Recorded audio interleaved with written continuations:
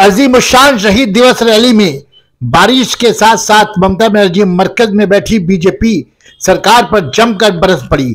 कहा, मरकज 100 दिन का काम का पैसा नहीं दे रही है, रियासत अपने पैसे से नौकरी देगी।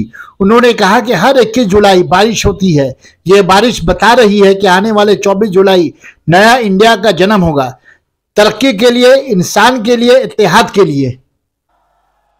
बांग्ला अनेक शक्तिशाली मने राखबेन। आज के आमी खुशी जे 24 आगे आमरा इंडिया नामे একটি জোট ইনক্লুসিভ জোট তৈরি করতে পেরেছি। আজ ভারতবর্ষে যে লড়াই হোক না কেন সবটা ইন্ডিয়ার ব্যানারে হবে। জিতেগা ভারত এই ব্যানারে হবে এবং আগামী দিন ইন্ডিয়া, আমরা চেয়ারকে কেয়ার করি না, কোনো চেয়ার আমাদের চাই না। আমরা পরিষ্কার বলছি, আমরা চাই দেশ থেকে বিজেপি রাজনৈতিকভাবে বিদায় নিক। তার কারণ বিজেপিকে আর সহ্য করা যাচ্ছে না, আর সহ্য করা যাচ্ছে না। সব সীমা লঙ্ঘন পার করে দিয়েছে। করবেন না। বৃষ্টি আমার হয় 21 জুলাই, এই বৃষ্টি বলে দিচ্ছে 24 জুলাই, 24 আগামী 24 সৃষ্টি হবে, ইন্ডিয়ার নতুন করে জন্ম হবে, ইন্ডিয়ার নতুন করে সৃষ্টি হবে, উন্নয়নের জন্য, মানুষের জন্য, একতার জন্য, সম্প্রীতির জন্য, সংহতির জন্য। যতদিন আপনি 100 দিনের কাজের টাকা আমাদের ফেরত না দিচ্ছেন, মানুষ কি কাজ করবে না? করবে। আমি আমাদের দলের পক্ষ থেকে একটা অনুরোধ পেয়েছি এবং আমিও সেটা নিয়ে ভাবছি, আমার নিজেরও চিন্তা ভাবনা আছে।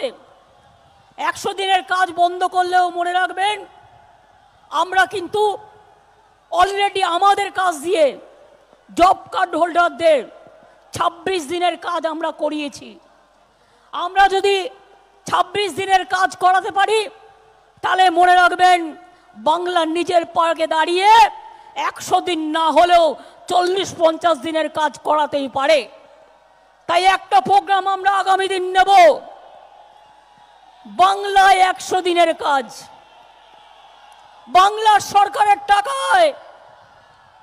প্রোগ্রামটার নাম দেব খেলা হবে এবং গরিব মানুষ যাতে কাজ পায়, কর্মসৃষ্টি যাতে হয়, তার জন্য বাংলার এই কাজের সৃষ্টির নাম হবে খেলা হবে। অর্থাৎ দেখা হবে কাজ করতে করতেই মানুষ বেছে নেবে 2024-এ কোন গভর্নমেন্ট আসবে আর কোন গভর্নমেন্ট আসবে না। এই গভর্নমেন্ট আসলে গণতন্ত্র আর থাকবে না।